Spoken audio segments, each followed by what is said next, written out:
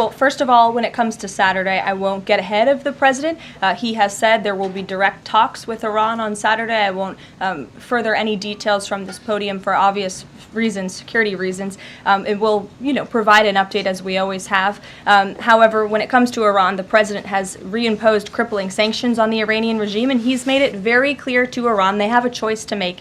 You can strike a deal with the president, you can negotiate, or there will be hell to pay. And as the president said yesterday, if they don't choose to move forward with diplomacy and a deal, which is the direction we do see them headed in, there will be grave consequences to pay. On Saturday, during meetings with Iran, President Trump says high-level officials will be meeting directly with Iranian officials. We're hearing some pushback from Iran now saying those talks will be indirect. Can you clarify?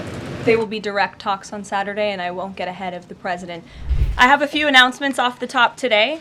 On April 14th, President Trump will welcome President Bukele of El Salvador for an official working visit here at the White House.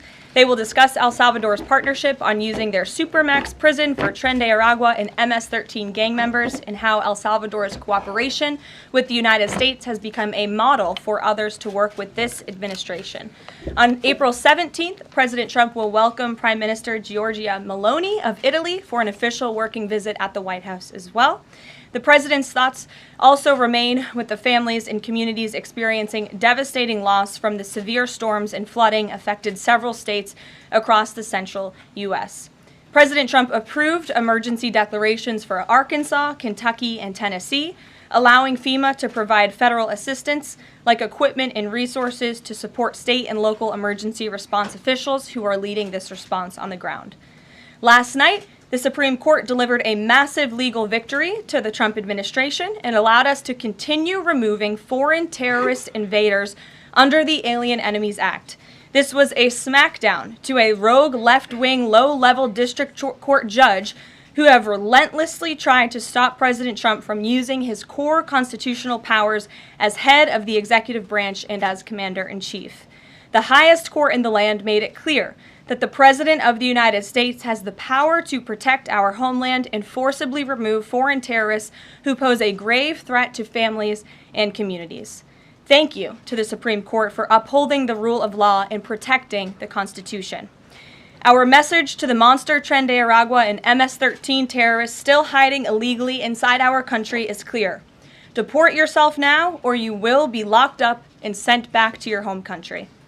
On another matter, the historic Liberation Day announcement last week by President Trump made it very clear that the era of American economic surrender is over. President Trump is no longer going to allow American workers and companies to be ripped off at the hands of foolish trade practices that shipped away millions of high-paying jobs and hollowed out communities across the country. It's America first, all the way. And despite fear-mongering by the media, the world is clearly responding to President Trump's approach. Just yesterday, President Trump held a bilateral meeting with Israeli Prime Minister Benjamin Netanyahu here at the White House. The Prime Minister pledged to immediately eliminate America's trade deficit with Israel and remove their trade barriers. Israel's proactive approach should serve as a model for the rest of the world. Also yesterday, the President spoke with Japan's Prime Minister, who wants to negotiate as well. The President also spoke to the acting President of South Korea this morning. He has tasked Secretary Bessent and U.S. Trade Representative Jameson Greer to lead these talks. In total, since the Liberation Day announcement, nearly 70 countries have already reached out to the President to begin a negotiation. Countries are falling over themselves to reform their unfair trade practices and free open their markets to our country. Why? Because these countries greatly respect President Trump in the sheer power of the American market. These countries realize they've gotten filthy rich over the past few decades by imposing substantial tariffs on American-made products and ridiculous non-monetary barriers to block out American industry. The jig is up. Past American presidents sat by and let this happen, but President Trump stood up for our country, and he is saying no more. The president's message has been simple and consistent from the beginning. To countries around the world, bring us your best offers, and he will listen. Deals will only be made if they benefit American workers and address our nation's crippling trade deficits. America does not need other countries as much as other countries need us, and President Trump knows this. He's going to use the leverage of our markets and our country to the advantage of the people he was sworn in to represent. On the other hand, countries like China, who have chosen to retaliate and try to double down on their mistreatment of American workers, are making a mistake. President Trump has a spine of steel, and he will not break, and America will not break under his leadership. He is guided by a firm belief that America must be able to produce essential goods for our own people and export them to the rest of the world. A strong America cannot be solely dependent on foreign countries for our food, medicines, and critical minerals. And America must always maintain a robust defense supply chain.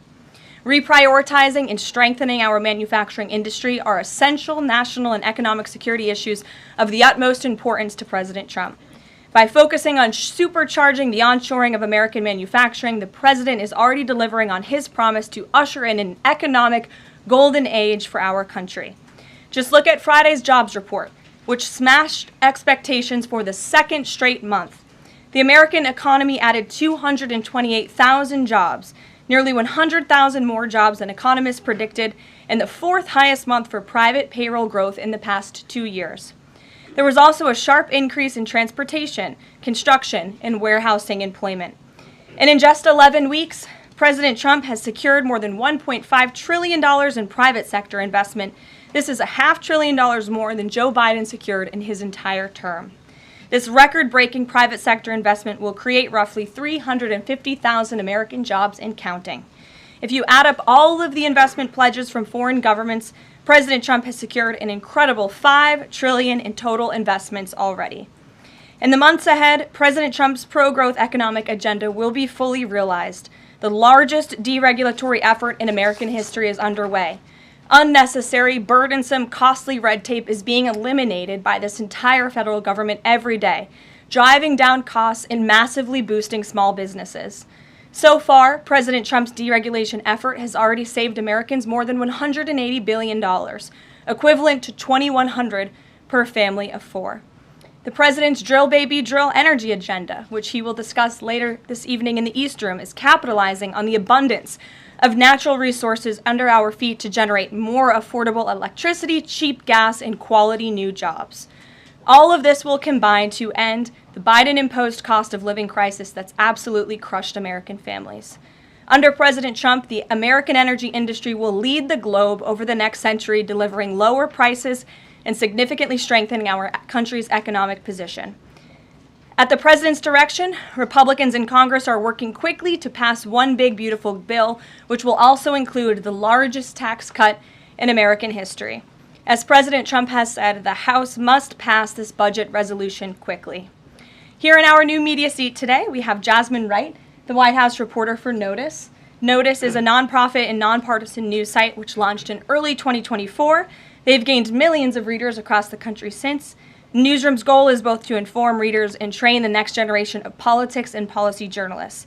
They also partner with state newsrooms to give local communities more knowledge of what their representatives are doing in Washington, D.C. With that, please kick us off, Jasmine. Thanks so much, Caroline. A couple questions for you. The first one being, can you explain the White House's evolution from this is not a negotiation on tariffs to countries should pitch us and start negotiations on tariffs? As the president said yesterday, Jasmine, both things can be true at the same time. And it is a non-negotiable position that the United States has faced a national security and economic crisis because of the unfair trade practices by countries around the world. As for the president, I have maintained this position. The entire administration has always said that President Trump is willing to pick up the phone and talk.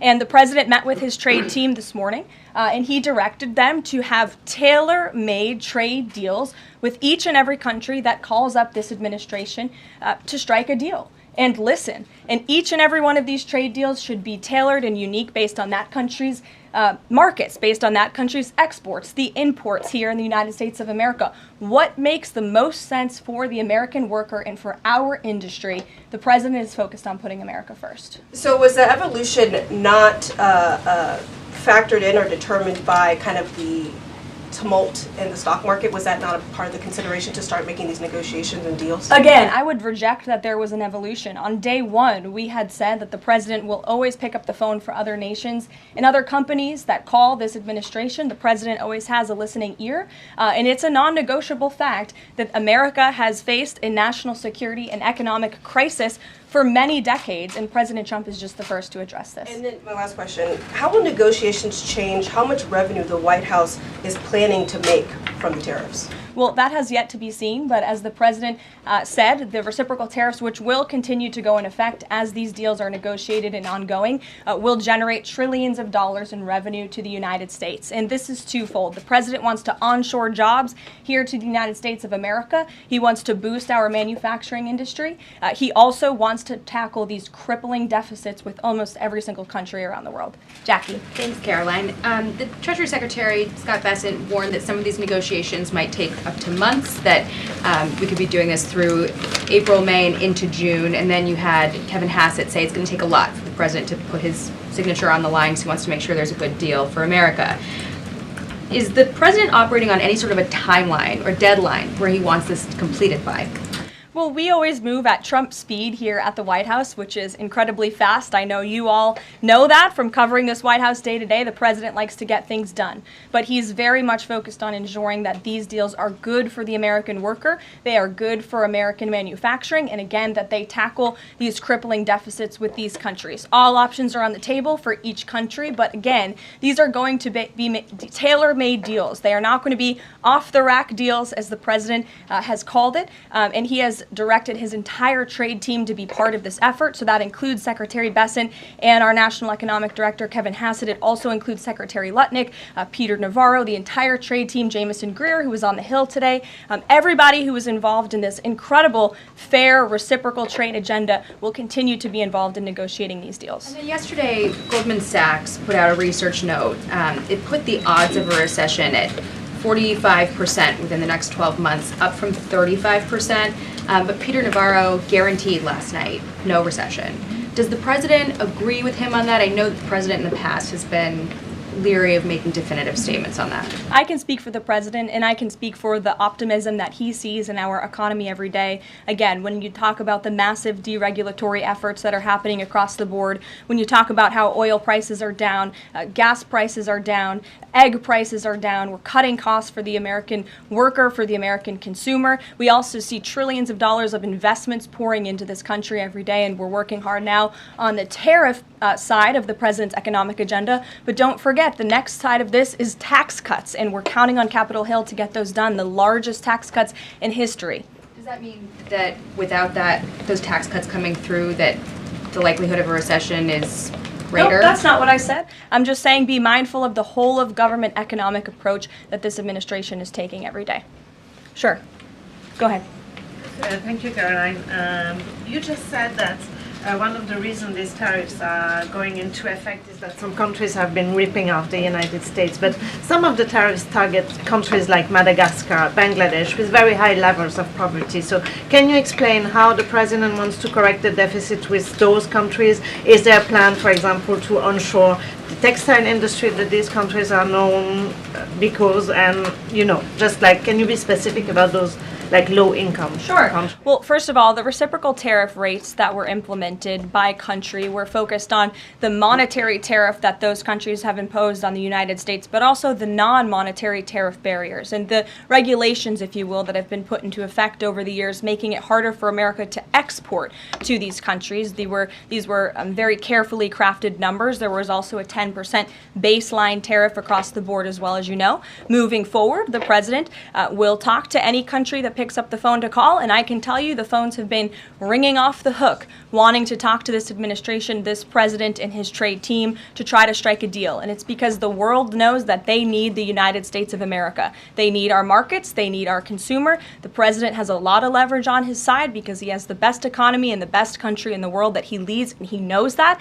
And it's about dang time we finally have a president who uses that economic leverage to benefit American workers. And that's what the president is trying to do. Maggie. Caroline, thanks.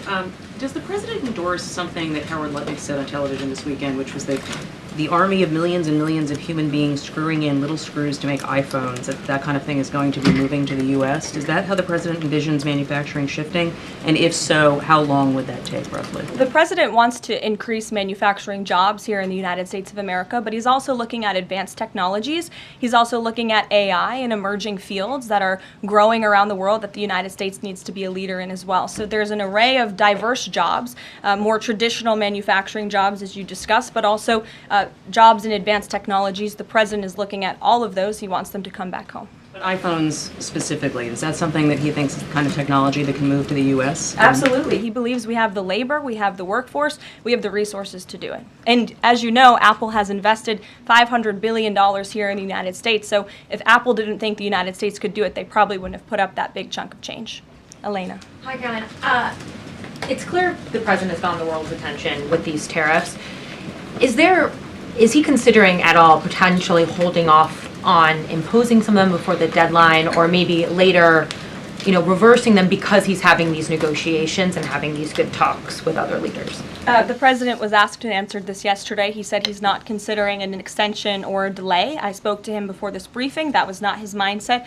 He expects that these tariffs are going to go into effect. And you said something very important, Elena, in your question. You said the president has captivated the attention of the world. Absolutely, he has. And it's about time we have a president in the Oval Office who is putting the world on notice and is putting the American people first, and again, is using the leverage of the United States to negotiate good trade deals. Just a quick follow-up.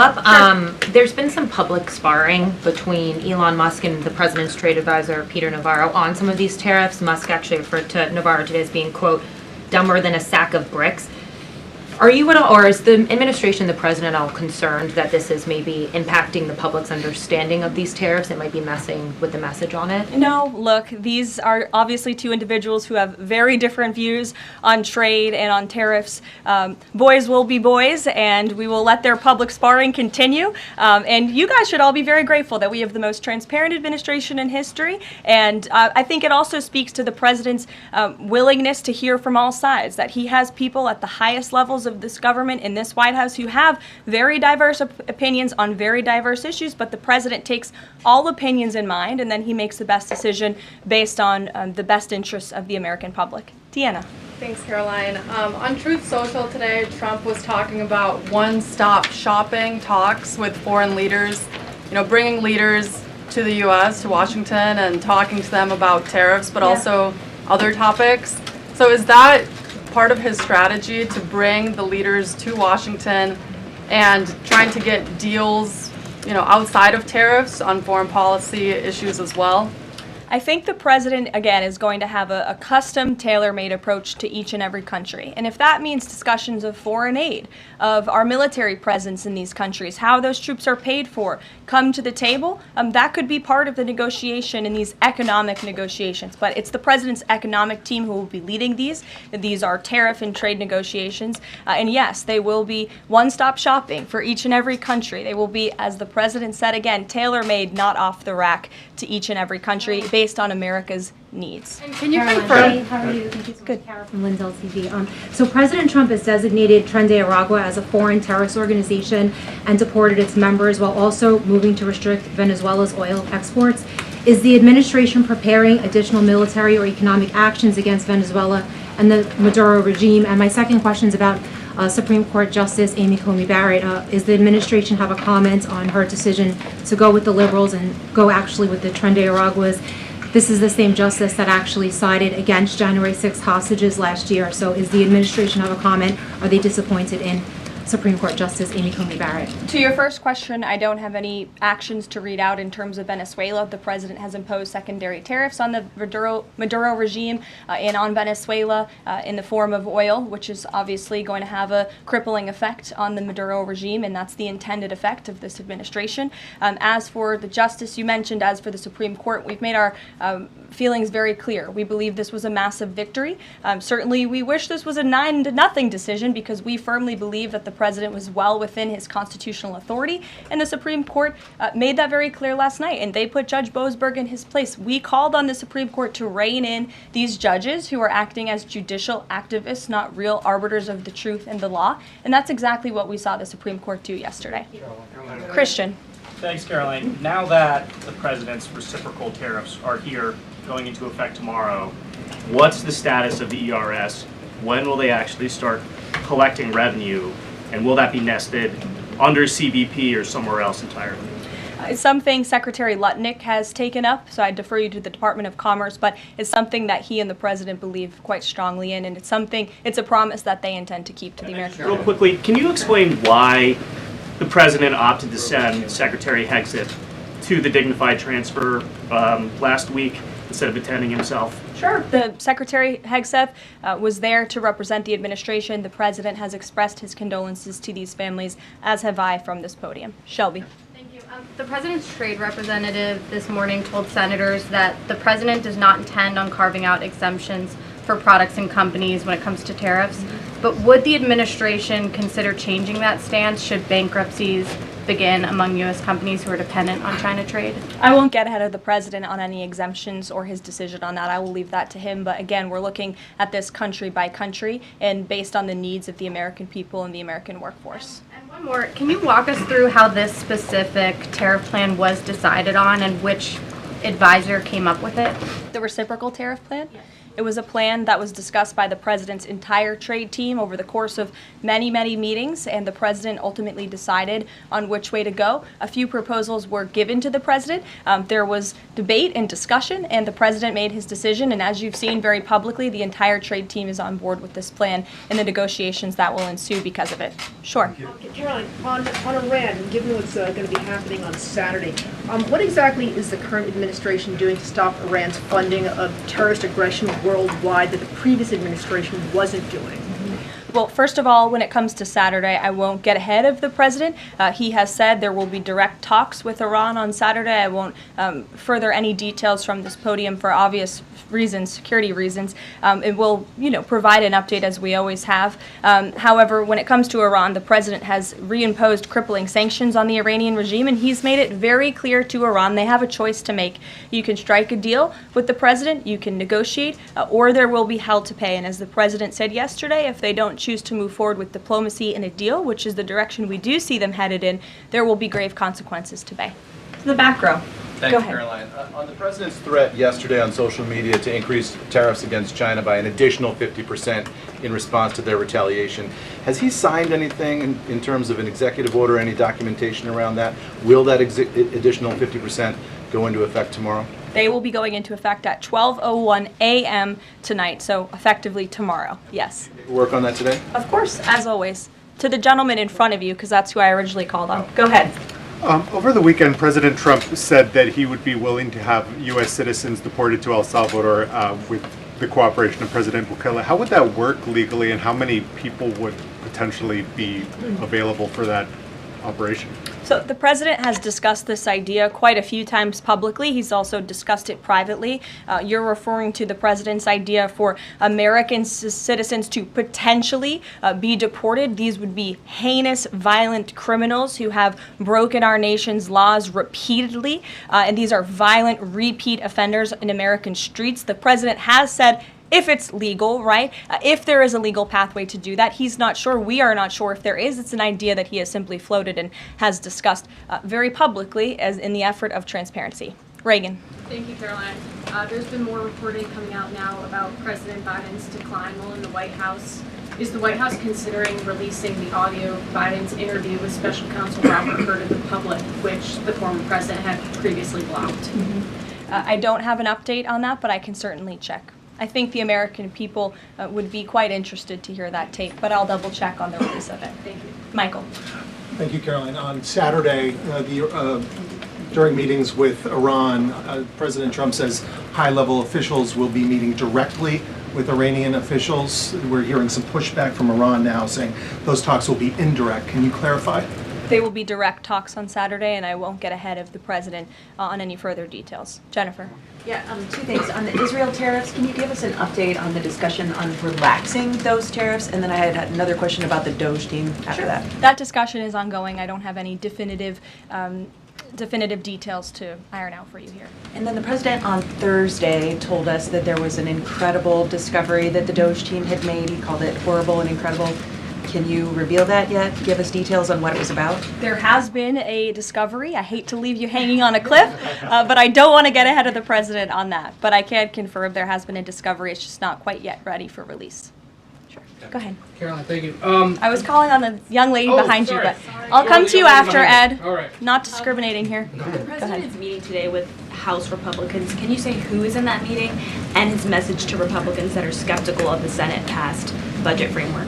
Sure. The president will be meeting with Republican lawmakers today here at the White House to talk to them about the framework that the Senate passed. The president was very quick to put out a statement about his support for the reconciliation package that the Senate passed, and he is counting on House Republicans to pass it.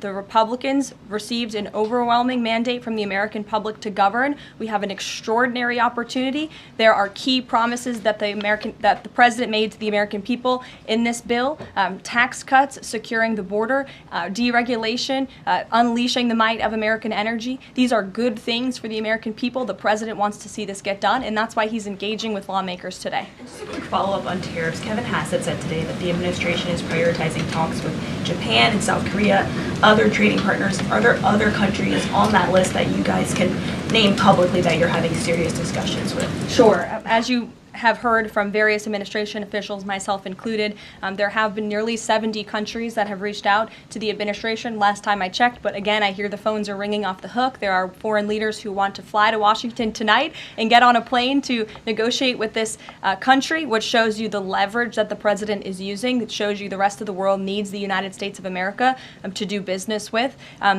Israel, obviously, yesterday you heard a public statement from Prime Minister Netanyahu. The president has detailed his calls with the leaders of Japan, in South Korea.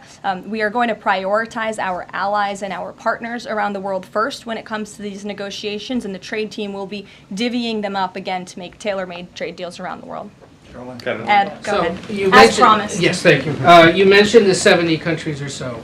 I'm curious, though, under what conditions at this point would President Trump talk to President Xi about tariffs? Look, I just spoke to the president about this, and he believes that China wants to make a deal with the United States. He believes China has to make a deal with the United States. It was a mistake for China to retaliate. The president, when America is punched, he punches back harder. That's why there will be 104% tariffs going into effect on China tonight at midnight. But the president believes that Xi and China want to make a deal. They just don't know how to get that started. And the president also wanted me to tell all of you that if China reaches out to make a deal, he'll be incredibly gracious, but he's going to do what's best for the American people. So China has to call first?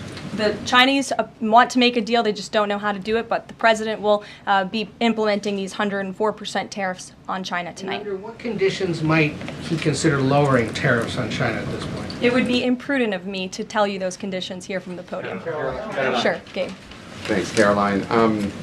With regards to the Supreme Court ruling on the Alien Enemies Act, you're right, it was a win for the administration, but the justices also said that deportees are entitled to due process. Does the administration agree with that? That's not quite true, Gabe. They said that they are entitled to a habeas petition, and we are going to continue to comply with the law, and we are wholly confident that every single person that has been deported under the Alien Enemies Act, every person that will continue to be deported under the Alien Enemies Act qualifies for that deportation. NBC News is reporting that the administration is considering drone strikes on drug cartels in Mexico. We're citing several officials. This morning, Mexico's president was asked about that, and she said that we reject any of those actions. Your response?